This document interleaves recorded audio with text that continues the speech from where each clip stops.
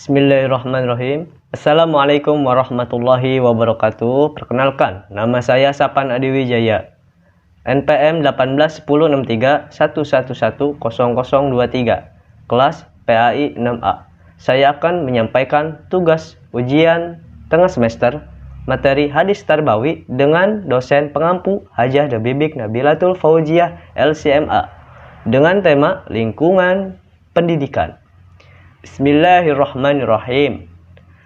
Hadasana Adamu hadasana Banu Abi bin Az-Zuhri an Abi Salamah bani Abdurrahmani an Abi Hurairah radhiyallahu anhu qala Nabi sallallahu alaihi wasallam kullu mauludin yuladu 'alal fitrah qala fa abawahu yuhawidani aw yunassirani aw yumajjisani kamathalil bahimah tuntajul bahimah hal tara fiha jada'a, yang artinya telah menceritakan kepada kami Abadan telah mengabarkan kepada kami Abdullah telah mengabarkan kepada kami Yunus dari Az-Zuhri, dia berkata telah mengabarkan kepadaku Abu Salamah bin Abdurrahman bahwa Abu Hurairah radhiyallahu anhu berkata,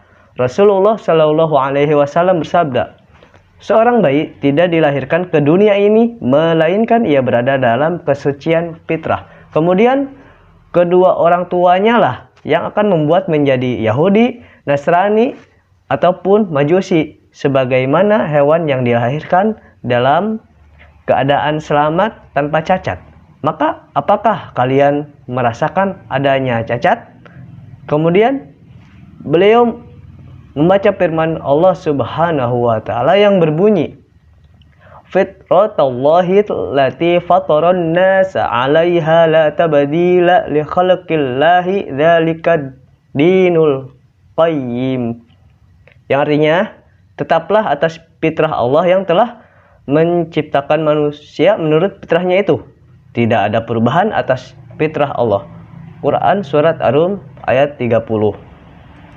Kemudian kandungan hadis ini, usaha pendidikan dan pengajaran harus dimulai sejak anak didik lahir ke dunia ini. Anak adalah amanah Allah kepada orang tuanya.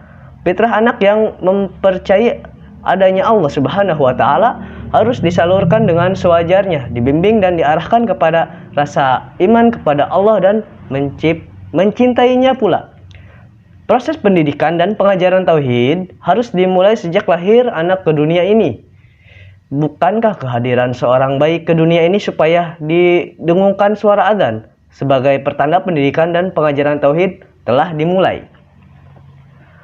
An Ubaidillah bin Abi Rafi' an abihi qala ra'aitu Rasulullah sallallahu alaihi wasallam adzana fi udhunil Hasan ibni Ali hina waladatu Fatimah, yang artinya bersumber dari Ubaidillah bin Abi Rafi' dari ayahnya berkata bahwa ia pernah menyaksikan sesungguhnya telah adzan Rasulullah sallallahu alaihi wasallam pada telinga Hasan cucu beliau ketika Hasan baru dilahirkan oleh Fatimah.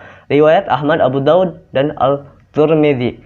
Usaha-usaha pemupukan rasa iman sebagai fitrah manusia itu harus sungguh-sungguh mendapat perhatian orang tua pengasuh agar dapat bertumbuh dan berkembang dengan wajar.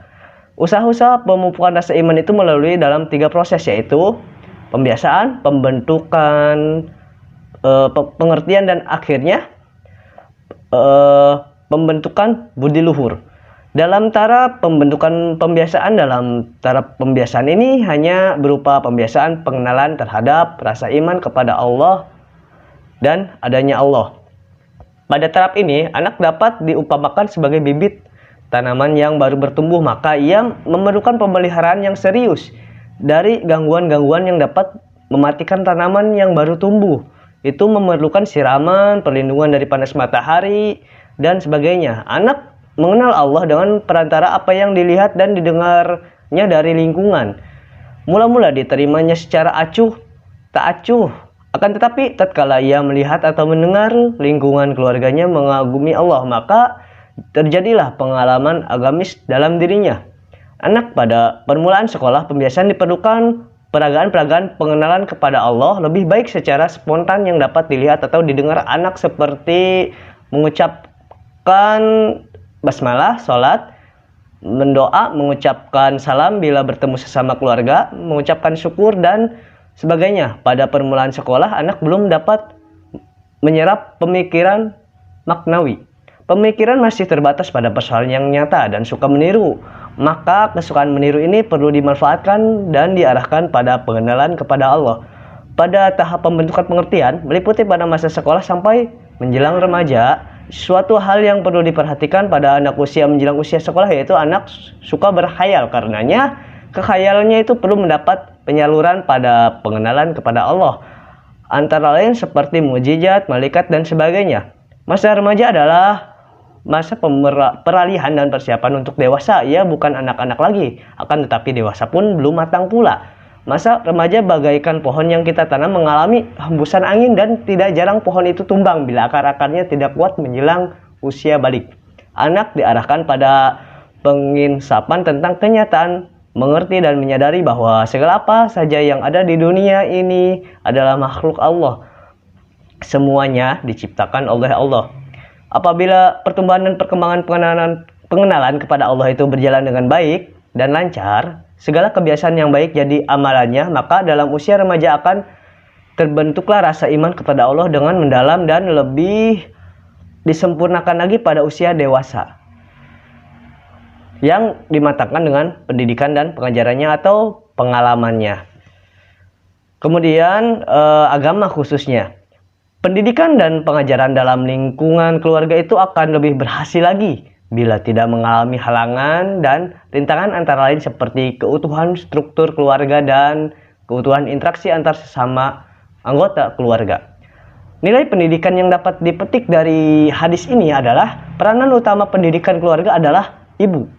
Ibu sebagai pendidik utama dalam lingkungan keluarga tidak dapat digantikan oleh orang lain, terutama yang berhubungan dengan kebutuhan rohani.